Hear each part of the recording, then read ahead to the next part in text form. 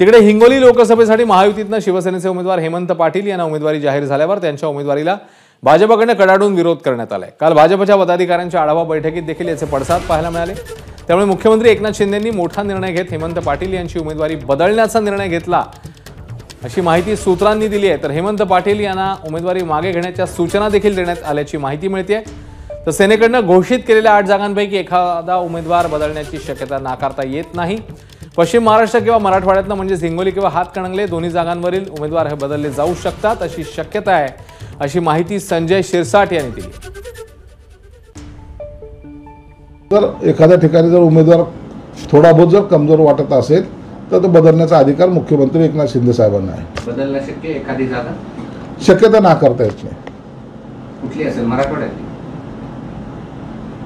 असू शकते, मराठवाड्यातली असेल किंवा पश्चिम महाराष्ट्रात। दोनच विभागातले उमेदवार जाहीर झाल्यामुळं या दोघांतून एखादी जागा बदलण्याची शक्यता नाकारता येत नाही। एबीपी माझा, उघडा डोळे बघा नीट।